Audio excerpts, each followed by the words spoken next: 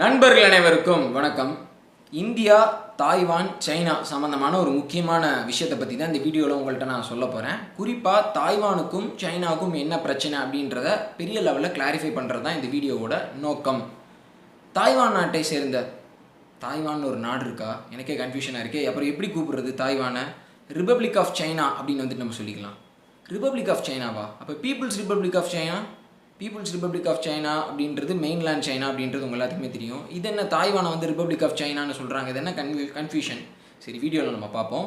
இந்த republic of China, அதாவது Taiwan, அந்த திருப்பி நாடு நான் எப்படி சொல்லுவேன், ரிப்பப்ளிக் ஆஃப் சைனாவை சேர்ந்த ஃபாரின் ரிலேஷன் டிபார்ட்மெண்ட்டில் இருக்கக்கூடிய ஒரு தலைமை அதிகாரி டைம்ஸ் ஆஃப் இந்தியா பத்திரிகைக்கு ஒரு இன்டர்வியூ கொடுத்துருக்கிறாரு. டைம்ஸ் ஆஃப் இந்தியா பத்திரிகை எல்லாருமே அவங்க எல்லாத்துக்குமே தெரியும்.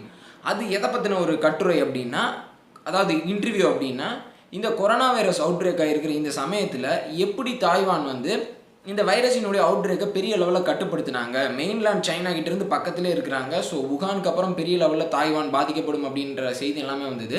ஆனாலும் தாய்வான் பாதிக்கப்படலை. அதை வந்து அவர் இந்த இன்டர்வியூவில் பதில் சொல்லியிருக்கிறார். அவர் என்னென்ன விஷயம் முக்கியமாக சொல்லியிருக்கிறாருன்னா, சீனா கோபப்படுற அளவுக்கு WHO எங்களுக்கு சப்போர்ட் பண்ணல, சைனா வந்து எங்களை WHO பிளாட்ஃபார்மில் தொடர்ந்து அப்ரெஸ் பண்ணி வந்துகிட்டே இருக்காங்க, இருந்தாலும் நாங்கள் சிறப்பாக செயல்பட்டுருக்கோம் அப்படின்னு சொல்லிட்டு சீனாவை பாயிண்ட் அவுட் பண்ணி நிறைய விஷயங்கள் சொல்லியிருக்கிறாரு. இந்த இன்டர்வியூ முடிஞ்சிருச்சா?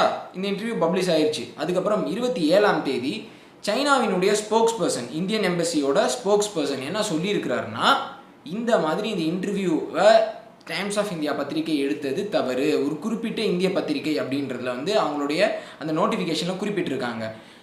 தாய்வான் அப்படின்றது சைனாவினுடைய ஒரு பிரேக்அவே ப்ராவின்ஸ்.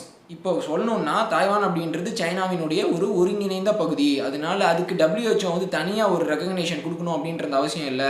சைனாவின் மூலியமாக தாய்வானுக்கு எல்லா உதவியுமே நாங்கள் செய்து வந்துட்டுருக்குறோம். கொரோனா வைரஸ் அவுட் பிரேக்கான சமயத்திலேருந்து இப்போ வரைக்கும் எல்லா கைடன்ஸுமே பண்ணி வந்துட்டுருக்குறோம். ஏன்னா அவங்க எங்களுடைய மக்கள் அப்படின்ற மாதிரி தான், நீ நானும் ஒன்று காந்தி பிறந்த மண் அப்படின்ற மாதிரி அந்த ஸ்போக்ஸ் பர்சன் வந்து சொல்லியிருக்காரு. அதனால் இந்திய பத்திரிகை இப்படி எடுக்கிற ஏதாவது இன்டர்வியூவை ஒரு தனி ஒரு நாடு மாதிரி ரெகக்னேஷன் கொடுத்து தாய்வான் நாட்டை சேர்ந்த அதிகாரிகளுக்கு முக்கியத்துவம் கொடுக்கறத வந்து தவிர்க்கணும் அப்படின்ற மாதிரி சொல்லியிருந்தார். யார்? சைனீஸ் ஸ்போக்ஸ் பர்சன் வந்து சொல்லியிருந்தார். சரி, எதுக்கு இவ்வளோ கோவப்படுறாங்க? ஏன் வந்து சைனா எப்பயுமே தாய்வான்னு சொல்லிட்டா வந்து தாய்வானை வேற ஒரு நாடுன்னு சொன்னால் இவ்வளோ கோவம் அவங்களுக்கு வருது? இதுக்கான காரணம் என்ன? சைனாவுக்கும் தாய்வானுக்கும் என்ன பிரச்சனை? ரிப்பப்ளிக் ஆஃப் சைனா அப்படின்றது எப்படி வந்தது? பீப்புள்ஸ் ரிப்பப்ளிக் ஆஃப் சைனா அப்படின்றது எப்படி வந்தது? கொஞ்சம் பின்னாடி போய் பார்த்தா மெயின்லேண்ட் சைனா இருக்குல்ல, முக்கியமான சைனீஸ் ப்ராவின்ஸ், நீங்கள் வந்து மேப்பில் பார்ப்பீங்க. இந்த பீஜிங், அப்புறம் வுகான், இதெல்லாம் சுற்றி இருக்க பகுதிகள். ஸோ இந்த இடத்த குயிங் டைனாசிட்டி தான் வந்துட்டு ட்ரெடிஷ்னலாக ஆட்சி பண்ணிட்டு வந்துட்டு இருந்தாங்க. இந்த குயிங் டைனாசிட்டி வந்து 1912 முழுமையாக வீழ்ச்சி அடையுது. வீழ்ச்சி அடைஞ்சதுக்கப்புறம் யார் வந்து அந்த பவர் வந்து டேக் ஓவர் பண்ணிக்கிறாங்கன்னா, ரிப்பப்ளிக் ஆஃப் சைனா அப்படின்ற அந்த பேரில் அப்போ அந்த ஜிங்காய் ரெவல்யூஷனை நடத்தின நேஷனலிஸ்ட் வந்து நாட்டை தங்களுடைய கட்டுப்பாட்டு கீழே கொண்டு வர்றாங்க.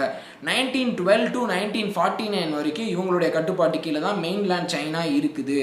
1945 தான் தாய்வான் வந்து இவங்களுக்கு கிடைக்குது. இந்த சைனா ஆட்சி பண்ணிட்டு இருக்கவங்களுக்கு கிடைக்குது. 1945 வரைக்கும் ஜப்பானோட கண்ட்ரோலில் தாய்வான் இருந்தது. செகண்ட் வேர்ல்டு வாரில் ஜப்பான் தோத்ததுக்கப்புறம் தாய்வானும் இந்த மெயின்லேண்ட் சைனாவோட வந்துருது 1945க்கு. ஸோ அப்போ யார் ஆட்சி பண்ணிட்டு இருக்கிறா? இந்த ரிப்பப்ளிக் ஆஃப் சைனா அப்படின்ற இந்த பேரில் ஜிங்காய் ரெவல்யூஷனை பண்ண நேஷனலிஸ்ட் ஆட்சி பண்ணிட்டு இருக்காங்க. ஸோ அதுக்கப்புறம் 1949 கம்யூனிஸ்ட் ரெவல்யூஷன் வருது. ஸோ கம்யூனிஸ்ட் ரெவல்யூஷனுக்கு வந்துட்டு இவங்க எல்லாமே தோற்று போயிடுறாங்க. இந்த ஜிங்காய் நேஷனலிஸ்ட் தோற்று போயிடுறாங்க, அவங்களுடைய ராணுவம் தோற்று போயிடுது. அதனால இந்த ஜிங்காய் ரெவல்யூஷன் பண்ண அந்த நேஷனலிஸ்ட் லீடர்ஸ் வந்து தாய்வானுக்கு தப்பிச்சு போகிறாரு. தாய்வானுக்கு தப்பிச்சு போய் ரிப்பப்ளிக் ஆஃப் சைனாவினுடைய ஒரு பகுதி, தாய்வான் மட்டும்தான் இன்னும் நம்ம கட்டுப்பாட்டில் இருக்குது, மீதி பகுதியை வந்து பீப்புள்ஸ் ரிப்பப்ளிக் ஆஃப் சைனா அப்படின்ற அந்த பேரில் கம்யூனிஸ்ட் எடுத்துக்கிட்டாங்க. ஆனால் அதை நம்ம ரெகக்னைஸ் பண்ணல, உண்மையான இது வந்து ரிப்பப்ளிக் ஆஃப் சைனா தான் அப்படின்னு சொல்லிட்டு அவங்க உரிமை கொண்டாடுறாங்க.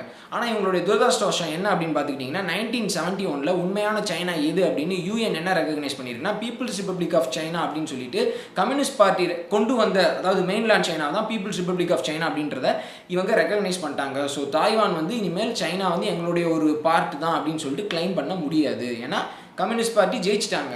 அதுக்கப்புறம் சைனா என்ன மாதிரி விஷயத்தை கொண்டு போக ஆரம்பிச்சாங்கன்னா, communist party, people's republic of China, அதோடைய ஒரு பார்ட்டு தான் தாய்வான். ஸோ அவங்க வந்து எங்களோட இணையணும் அப்படின்றத ஃபோர்ஸ் பண்ணி கொண்டு போயிட்டே இருக்காங்க. ஆனால் இன்ன வரைக்கும் தாய்வானுடைய கான்ஸ்டியூஷனில் முக்கியமான விஷயம் எப்படி இருக்குன்னா, அது வந்து ரிப்பப்ளிக் ஆஃப் சைனா அப்படின்றது தான் இருக்குது. அதுதான் மெயின்லேண்ட் சைனாவுக்கு சொந்தக்காரர்கள் அப்படின்ற அந்த விஷயம் அவங்க வச்சிருக்கிறாங்க. இன்ன வரைக்கும் தாய்வான் வந்து தங்களை ஒரு separate country, republic of Taiwan அப்படின்னு சொல்லிட்டு அவங்க எனாக்ட் பண்ணல. ஒரு தனி கண்ட்ரி அவங்க இல்லை. UN வந்துட்டு அவங்களை ரெகக்னைஸ் பண்ணல. எந்த கண்ட்ரியுமே வந்துட்டு அஃபிஷியலாக அவங்க ஒரு கண்ட்ரி, தாய்வான் வந்து ஒரு கண்ட்ரி அப்படின்னு சொல்லிட்டு அவங்க ரெகக்னைஸ் பண்ணல. எல்லாருமே ரிப்பப்ளிக் ஆஃப் சைனான்னு தான் தாய்வானை வந்து ரெகக்னைஸ் பண்ணுறாங்க. ஆனால் ரிப்பப்ளிக் ஆஃப் தாய்வானை யூஎன் ரெகக்னைஸ் பண்ணல. ஸோ இந்த விஷயம் எல்லாமே இப்படி போயிட்டு இருக்கு. உங்களுக்கு புரிஞ்சிருச்சுன்னு நான் நினைக்கிறேன். ஸோ இப்படி இருக்கிறனால தான் சைனா வந்து தொடர்ச்சியாக தாய்வானை வந்து தங்களுடைய ஒரு பகுதியாக சேர்த்துக்கணும்னு சொல்லிட்டு போராடி வந்துகிட்டே இருக்கிறாங்க. 1990s அப்புறம் வந்துட்டு இந்த விஷயம் ரொம்ப தீவிரமடைய ஆரம்பிச்சது. இருநாட்டு இடையில வர்த்தகம் அப்படின்றது பெரிய லெவலுக்கு முன்னேறி போனாலும் சைனா அப்படின்ற நாடு வந்துட்டு ஒரு சூப்பர் பவரை பொசிஷனை நோக்கி போயிட்டு இருக்காங்கல்ல. ஸோ அவங்களுடைய ஃபோர்ஸ் அதிகமாக காட்டுவாங்க. அதனால ஜி ஜின்பிங் ரீசெண்டாக என்ன சொல்லியிருக்காருன்னா, எப்பயுமே அவர் இதான் சொல்லுவார், ஃபோர்ஸை யூஸ் பண்ணுற மாதிரி தாய்வான் வந்து கட்டுப்பாட்டுக்கு வரலன்னா நம்ம ஃபோர்ஸை கூட யூஸ் பண்ணுறதுக்கு தயங்க மாட்டோம் அப்படின்றத அவர் நிறையா தடவை பாயிண்ட் அவுட் பண்ணி சொல்லியிருக்கிறாரு. அவர் என்ன சொல்கிறாருன்னா, அங்கே இருக்கிறதெல்லாம் நம்ம மக்கள் தான், நம்ம வந்து என்ன பாலிசியில் ரூல் பண்ணலான்னா one China two way of governance அப்படின்ற மாதிரி நம்ம பண்ணிக்கலாம். நீங்கள் வந்து எங்களுடைய ஒரு பார்ட்டாக வந்துருங்க. டெமோக்ரஸி அப்படின்றது தாய்வானில் இருக்குது, அது வந்து எந்த விதத்துலையுமே பாதிக்கப்படாது அப்படின்றத அவர் சொல்கிறாரு. ஆனால் தாய்வானில் இருக்கக்கூடிய மக்கள் என்ன நினைக்கிறாங்க, இந்த ஒன் கண்ட்ரி டூ சிஸ்டம்லாம் எங்களுக்கு ஒர்க் அவுட் ஆகாது. இவ்வளவு நாட்களாக வந்து நம்ம ஒரே இனத்தை சேர்ந்த மக்களாக இருந்தாலும் இந்த 60-70 ஆண்டுகளில் வந்து தாய்வானீஸ் அப்படின்ற ஒரு செப்பரேட் ஐடென்டிட்டி வந்துட்டதா அந்த நாட்டினுடைய மக்கள் வந்து உணர்றாங்க. இதுக்கப்புறம் மெயின்லேண்ட் சைனாவோட இணைஞ்சு ஒரே நாடாக வாழ்கிறதுக்கான வாய்ப்புகள் வந்து பெரும்பாலான தாய்வானீஸ் பீப்புள்ஸ் வந்து திங்க் பண்ணல. அவங்க இதே சுதந்திரம் அவங்களுக்கு பிடிச்சிருக்கு. இது ரெண்டுமே வந்துட்டு இந்த இவ்வளோ ஆண்டுகள் ஆட்சியில் வெவ்வேறு உலகமாக மாறிட்டதா விமர்சகர்கள் குறிப்பிட்றாங்க. ஸோ அதனால் இவங்க ரெகக்னைஸ் பண்ணல, இவங்க வர்ற அந்த பொசிஷனுக்கு இல்லை. இவங்க திருப்பி சைனா வந்து என்ன பண்ணிட்டு இருக்காங்க, நாங்கள் ஃபோர்ஸை யூஸ் பண்ணுவோம்னு பண்ணிட்டு இருக்காங்க. சரி, சைனானால ஃபோர்ஸை யூஸ் பண்ண முடியுமா அப்படின்னு பார்த்துக்கிட்டிங்கன்னா, கண்டிப்பாக சைனானால ஃபோர்ஸ் யூஸ் பண்ண முடியும். இன்ன வரைக்கும் தாய்வான் வந்து தனியாக அவங்கள வந்து ஒரு செப்பரேட் கண்ட்ரியாக ரிப்பப்ளிக் ஆஃப் தாய்வான் அப்படின்னு சொல்லிட்டு அவங்க வந்துட்டு அனௌன்ஸ் பண்ணல. அவங்க கான்ஸ்டியூஷனில் எந்த சேஞ்சஸுமே பண்ணல. ஆனால் நாளைக்கு அப்படி ஏதாவது ஒரு விஷயத்தை வந்து தாய்வான் பண்ணாங்கன்னா கண்டிப்பாக சைனா ஃபோர்ஸ் யூஸ் பண்ணுவாங்க அப்படின்றதுல டவுட்டே இல்லை அப்படின்னு சொல்கிறாங்க. ஏன்னா இந்த நேரத்தில் கூட தாய்வானை அனெக்ஸ் பண்ணுறதுக்கான எல்லா அஜெண்டாவுமே வந்துட்டு சைனா கிட்ட இருக்குது. அவங்க நினச்சா அந்த விஷயத்தை பண்ணிடலாம். அமெரிக்காவோட பேக்கிங், இந்த விஷயம் பெரிய லெவலுக்கு அடுத்த லெவலுக்கு எஸ்கலேட் ஆகி போகும் அப்படின்ற அந்த ஒரே விஷயத்துக்காண்டி தான், ஒரு பெரிய போராக எஸ்கலேட் ஆகி போயிடும் அப்படின்ற ஒரே காரணத்துக்காண்டி தான் சைனா பொறுமையாக இருக்காங்க. எப்படி ரஷ்யா கிரிமியாவை அனெக்ஸ் பண்ணாங்களோ அதே மாதிரி சைனானால பண்ண முடியும் அப்படின்ற அந்த விஷயத்த சொல்கிறாங்க. ஏன்னா மெயின்லேண்ட் சைனா வந்து தாய்வான் வந்து மெயின்லேண்ட் சைனா கிட்ட பக்கமாக தான் இருக்குது. இந்த ஒரு விஷயம் தான். இந்தியாவுக்கும் தாய்வானுக்கும் என்ன ரிலேஷன்ஷிப்? இந்தியாவுக்கும் தாய்வானுக்கும் நிறைய ட்ரேட் ரிலேஷன்ஷிப் இருக்குது, ஸ்பெஷல் ரிலேஷன்ஷிப் இருக்குது. ஆனாலும் இந்தியா தாய்வானை ஒரு செப்பரேட் கண்ட்ரியாக ரெகக்னைஸ் பண்ணல. அதை ஒன் சைனா பாலிசிக்கு கீழே தான் கொண்டு வர்றாங்க அப்படின்ற அந்த விஷயத்தை இந்த இடத்துல நம்ம ரிமைண்ட் பண்ணிக்குவோம். ஸோ ஒரே ஒரு தடவை இந்தியா வந்து ஏர் இந்தியான்னு நினைக்கிறேன். ஏர் இந்தியா வந்து என்ன சொல்லிட்டாங்கன்னா ரிப்பப்ளிக் ஆஃப் தாய்வான் அப்படின்னு அனௌன்ஸ்மெண்ட்டில் சொல்லிட்டாங்க. அதுக்கு சைனா பயங்கரமான கண்டனம் தெரிவிச்சிருந்தாங்க. ஸோ எப்பப்பெல்லாம் தாய்வானுக்கு வந்து நம்ம ஒரு ஸ்பெஷல் லீவரேஜ் கொடுத்து நம்ம பேசுகிற மாதிரி பண்ணுறோமோ அப்போல்லாம் சைனாவுக்கு பயங்கரமாக கோவம் வந்துடும். ஸோ சைனாவை கோவப்படுத்தணும், ஈஸியாக ப்ரொவோக் பண்ணோம் அப்படின்னா தாய்வான் வந்து ஒரு தனி நாடு, தாய்வான் ரிப்பப்ளிக் ஆஃப் தாய்வான் அப்படின்னு சொல்லிட்டா அவங்களுக்கு பயங்கரமான கோபம் வரும். இப்போ இந்த டைம்ஸ் ஆஃப் இந்தியா பத்திரிகை எடுத்திருக்கக்கூடிய இன்டர்வியூ கூட அவங்க அவ்வளோ காட்டமாக இருக்காங்க. இமீடியட்டாக வந்துட்டு ஒரு நோட்டிஃபிகேஷன், ஒரு கருத்தை வந்துட்டு அவங்க வெளியிட்டிருக்காங்கன்னு பார்த்துக்கோங்களேன்.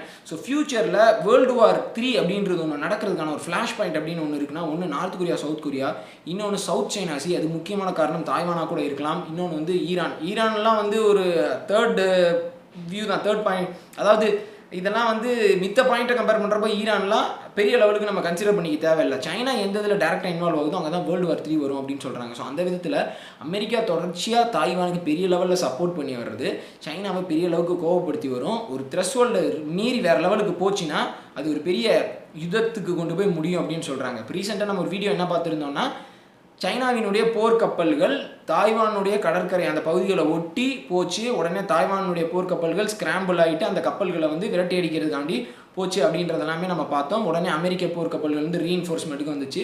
ஸோ சுச்சுவேஷன் இந்த லெவலில் இருக்குது. இனிமேல் என்ன நடக்க போகுது அப்படின்றது கடவுளுக்கு தான் தெரியும். ஸோ இந்த வீடியோ உங்களுக்கு யூஸ்ஃபுல்லாக இருக்கும் அப்படின்னு நான் நினைக்கிறேன். இது கூட இன்னொரு கண்டென்ட்டை நான் சேர்த்து சொல்லணும்னு நான் நினச்சேன். ஸோ இந்த வீடியோ இதோட நான் முடிச்சுக்கிறேன்.